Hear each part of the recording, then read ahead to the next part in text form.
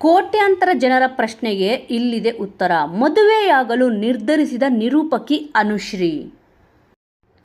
ಪ್ರಸಿದ್ಧ ನಿರೂಪಕಿ ಅನುಶ್ರೀ ಅವರು ಸಂದರ್ಶನವೊಂದರಲ್ಲಿ ತಮ್ಮ ಮದುವೆಯ ಬಗ್ಗೆ ಮಾತನಾಡಿದ್ದಾರೆ. ನನ್ನ ಬಳಿ ಕೋಟ್ಯಾಂತರ ಜನ ಕೇಳುವ ಪ್ರಶ್ನೆ, ನಿಮ್ಮ ಮದುವೆ ಯಾವಾಗ? ಯೂಟ್ಯೂಬ್ನಲ್ಲಿ ನನಗೆ 10,000 ಮದುವೆ ಮಾಡಿಸಿದ್ದಾರೆ. ಬಹುಶಃ ನಾನು ರಿಯಲ್ ಆಗಿ ಮದುವೆಯಾದರೆ ಯಾರೂ ನಂಬಂಗಿಲ್ಲ.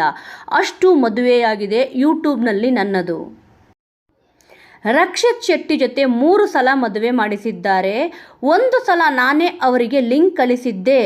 ಶೆಟ್ರೆ ಕಂಗ್ರಾಚುಲೇಷನ್ ಎಂದೆ. ಅವರು ಹೋ ಇದ್ಯಾವಾಗ ಮರೆ ಆಗಿದ್ದು, ನೀವು ಕರೀಲೇ ಇಲ್ಲ ಅಂದರು.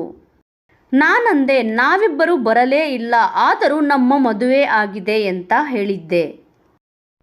ನಾನು ಯಾವುದೇ ಸಿಂಗಲ್ ಹುಡುಗನ ಜೊತೆ ಫೋಟೋ ಹಾಕಿದರೆ ಸಾಕು, ನನ್ನ ಜೊತೆ ಮದುವೆ ಮಾಡಿಸಿ ಬಿಡ್ತಾರೆ.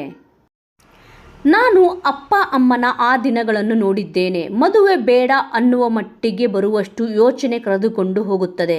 ಬಾಲ್ಯದ ಕೆಲ ವಿಚಾರಗಳು ಅಪ್ಪ ಅಮ್ಮನ ಜೀವನ ನಮ್ಮ ಮೇಲೂ ಪರಿಣಾಮ ಬೀರಿದೆ. ಹಾಗಾಗಿ ವಯಸ್ಸು ಆಗ್ತಾ ಇದೆ ಅನ್ನುವ ಬಗ್ಗೆ ಕೂಡ ಯೋಚಿಸುತ್ತಿಲ್ಲ. ಹೀಗಾಗಿ ನಾನು ಮದುವೆಯೇ ಬೇಡ ಎಂದುಕೊಂಡಿದ್ದೇನೆ. ಆದರೆ ಈಗ ಮದುವೆಯಾಗುವ ನಿರ್ಧಾರದಲ್ಲಿದ್ದೇನೆ. 100ಕ್ಕೆ 100 ಖುಷಿ ಸುದ್ದಿ ಸಿಗಬಹುದು. ಹುಡುಗನನ್ನು ಹುಡುಕಿ ಕೊಡಿ ಎಂದಿದ್ದಾರೆ. ನನಗೆ ನನ್ನದೇ ಆದ ಜವಾಬ್ದಾರಿಗಳಿತ್ತು, ಕೆಲವು ಕನಸುಗಳಿತ್ತು. ಅದನ್ನೆಲ್ಲ ಮಾಡಿ ನಾನು ಮದುವೆ ಆಗುತ್ತೇನೆ ಎಂದು ನಿರ್ಧರಿಸಿದ್ದೆ. ಇದು ಎಲ್ಲರೂ ಚಿಂತಿಸಬೇಕಾದ ವಿಚಾರ. ಅದಕ್ಕೆ ನಾನು ಸಮಯ ತೆಗೆದುಕೊಳ್ಳುತ್ತೇನೆ. ಯಾರೋ ಹೇಳುತ್ತಾರೆ ಸಮಾಜದ ನೀತಿ ನಿಯಮಗಳ ಬಗ್ಗೆ ಇಷ್ಟೇ ವರ್ಷದಲ್ಲಿ ಮದುವೆ ಆಗಬೇಕೆಂದು. ಪ್ಲೀಸ್ ಆ ಥರ ಕೇಳಬೇಡಿ. ನೀವು ಮಾನಸಿಕವಾಗಿ ಮದುವೆ ಆಗಲು ರೆಡಿ ಇದ್ದೀರಾ?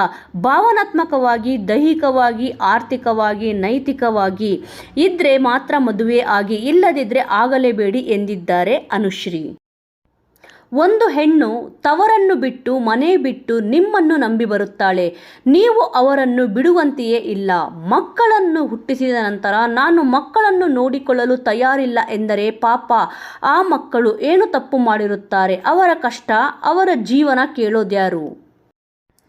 ನೀವು ಜವಾಬ್ದಾರಿಗಳನ್ನು ತೆಗೆದುಕೊಳ್ಳಲು ಶಕ್ತರಾಗಿದ್ದೀರಿ ಎಂದರೆ ಮಾತ್ರ ಇಲ್ಲ, ಅಂತಹ ವಿಚಾರಗಳಿಗೆ ಹೋಗಲೇಬೇಡಿ. ಇದು ಎಲ್ಲ ಸಿಂಗಲ್ ಪೇರೆಂಟ್, ಮದುವೆ ಆಗಲು ತಯಾರಾದವರು, ಆಗದವರಿಗೆ ಎಲ್ಲರಿಗೂ ಹೇಳುತ್ತಿದ್ದೇನೆ ಎಂದಿದ್ದಾರೆ.